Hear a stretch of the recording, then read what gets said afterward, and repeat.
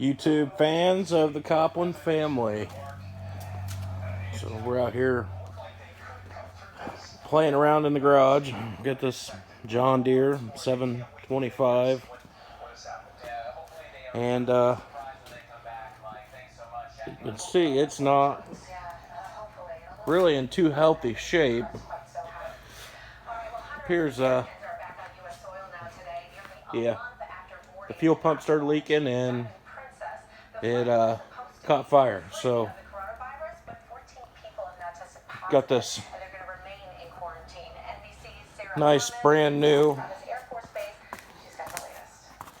27 horsepower commercial grade Briggs and Stratton.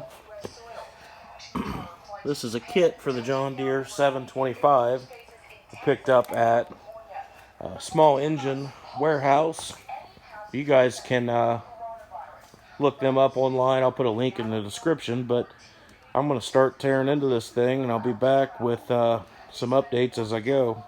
So I already got the hood off. That's really no big deal. You just kind of tilt it up and then pick it up and it comes off. So I don't really need to show that, but hopefully I can turn this into a good running mower, and we'll do some paint work or whatnot to it and get it looking good, running good, and maybe I'll use it to mow this year.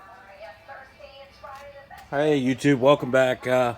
Justin Copland here, working on this John Deere F725.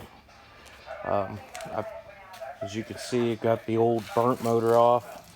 Got the new Repower motor from small engine warehouse sit down on there.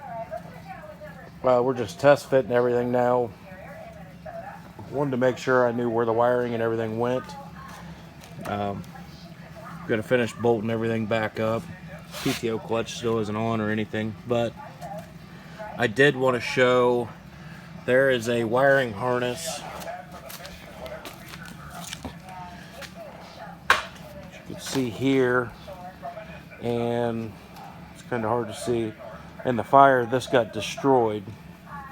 Well, this wiring harness doesn't get used anyway because the Repower kit from Small Engine Warehouse actually comes with its own wiring harness. Now, showing you where that goes, there's a plug down here we had to disconnect that wiring harness from, trace the wiring loom, back it around through. It originally hung off this side of the tractor. Yeah, so the way that this one's set up, the starter's on the other side, all the wiring goes on this side now to make sure you have adequate enough room. You do have to pull your starter solenoid wires for your key switch from that wiring loom over there and reroute them to this side. However, the hookup on this has actually turned out to be very, very simple and easy. There's no other videos online. That's why I wanted to make a video of this swap. Sorry that I'm not getting any video while I'm doing it. I'm doing this off my iPhone, and it's kind of hard with one person pretty much doing it. So again, I'm sorry about that, and I'll be back hopefully tomorrow. I got to get a oil pressure switch. It goes down here. It was supposed to come off of the original motor. Of course, that one's burned up and gone, so I need to try and find one of those tomorrow. Get that hooked up in the kit. You'll have a green wire.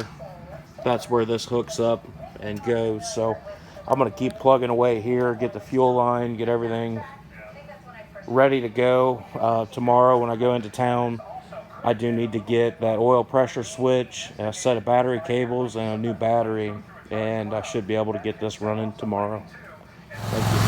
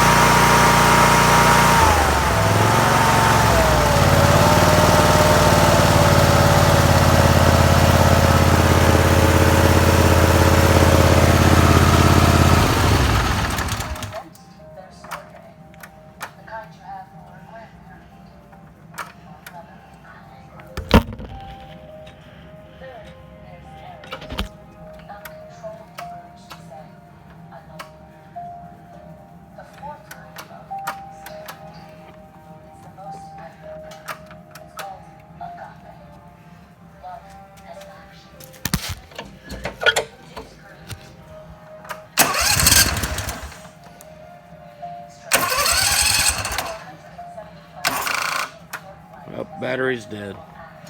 Alright, what you just seen, I kept having to put the phone down. To start this, you got to push the parking brake pedal in. I got the wire bypassed for now because I'm not sitting on it, but I will hook that back up. But yeah, I've got it in and running. Still trying to figure out the throttle wire.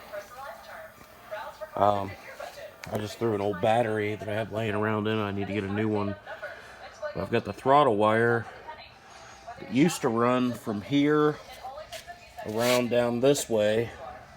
I had to route it around the other side of the engine and bring it up like that. This engine, the throttle control on the carburetor operates backwards of the other engine, I guess. I don't know, I'm still playing around with it, trying to figure out how to make it work. I just wanted to show everybody that. Other than that, this engine swap has been pretty much a piece of cake. I ruined that PTO clutch trying to use an air hammer to get it off because it was stuck on or seized on. I didn't have a pulley puller, but I got a new one. Got it put on. The mower does turn on, or the mower deck. And as you can see, I used 5W30 full synthetic. I will change this out at 25 hours. I'm not going to run it too much tonight. I'm still waiting. I've got an hour meter on order I'm going to put on here just for this engine. This mower, let's see if we can get, yeah, you can see that it's got a little over 1,500 hours, 1,560. I'm going to leave that hour meter on there, so if I do sell this, whoever buys it knows how many hours it has on it. But I want an hour meter on the engine as well, so we know how many hours it has on it. Instead of doing math and just make it easy, I'm going to mount right here an hour meter just for the engine. So other than that, everything went together pretty simple, or pretty easy, no different than any other engine swap. As you've seen earlier in the video, the wiring is very simple. You can see I plugged everything in, ran my ground down to the corner, just as it says in the instructions. I did put anti-seize on the shaft, the crankshaft, and I put Loctite on the bolts for the engine. Now, I don't know if you guys can see, it's kind of dark in here where the sun is compared to how much light that I have in the garage. It's kind of dark, but there is a wire that come off of the starter that's got a loop end on it, and then one that plugs in. They just plug right in. Very simple, no different than taking it off the other engine. Yeah.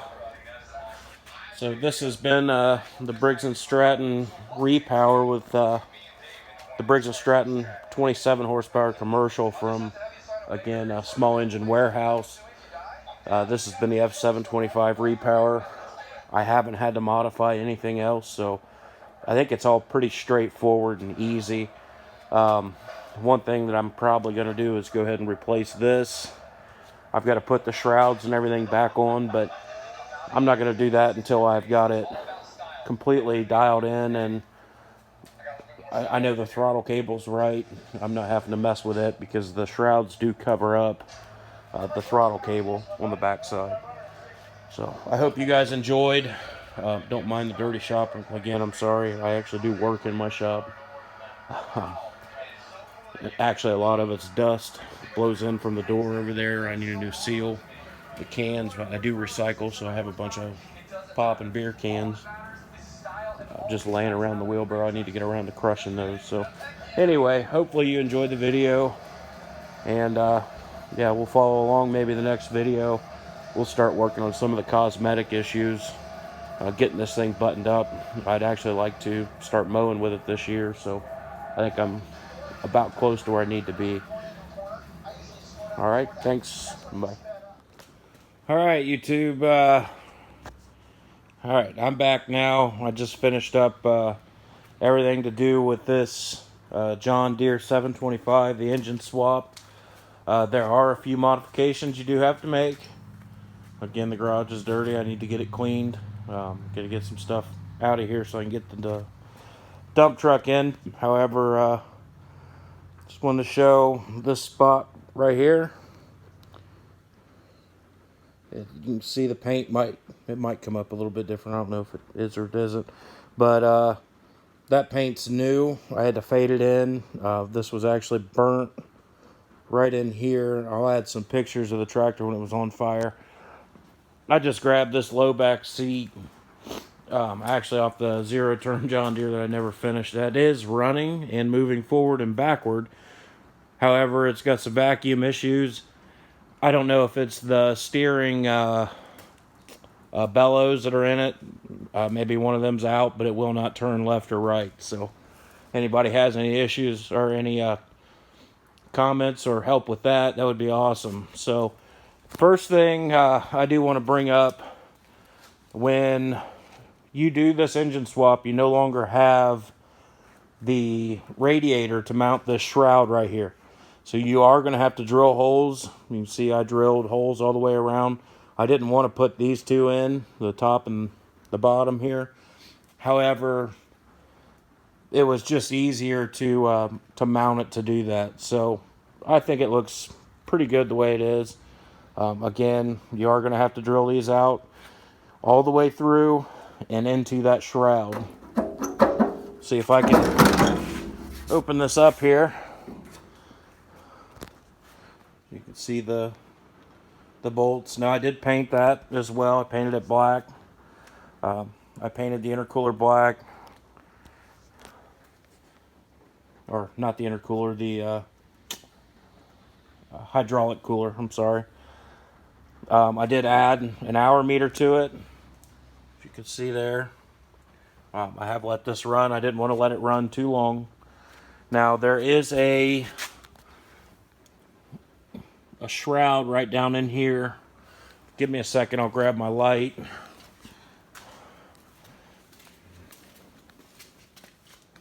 Oh.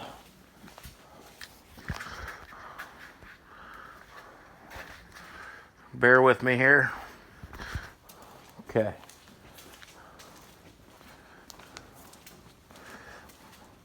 So there is a shroud right here, and it actually hits right in here.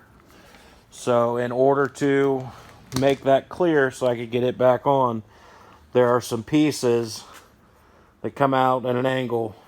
They're square, triangle. I just followed the line, cut both the triangles off. I'm calling it good. There is a gap. Grab my light again, sorry. There is a gap right in here. It's not much of a gap, but there is a gap. That doesn't really help at all, does it? So, like I said, I do have this in. I'm going to call it permanent now. Yeah, as far as modifications, that's the only things that I've had to do to this to make this work. Other than rerouting the throttle cable from this side to this side and down and around, because the engine itself, the butterfly for the throttle, works in reverse. So I'm still trying to figure that out. Mine's sticking a little bit. I believe that that's because of the I'm still using the old cable where it was burnt. I do have a replacement that I ordered, and I am going to change that out so it's a new cable.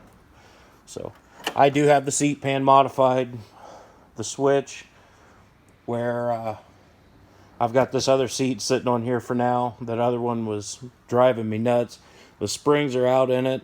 The foam's all ripped off on it, so every time I climb on it, I was scooting the foam out, and I was sitting crooked, and I just threw this on here just for now. So I'll see if this will start up for me.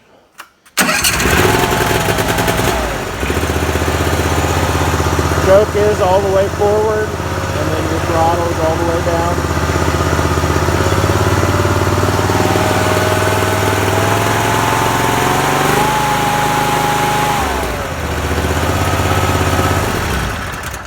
So again, I just wanted to go over everything with you guys, show you that it was done. I still have some cosmetic work to do to finish this up, but for the most part, it is done. It is running and driving. The mower deck, everything works. So overall, I think I'm pretty happy. Again, not to keep pushing them, but Small Engine Warehouse is where I got everything from.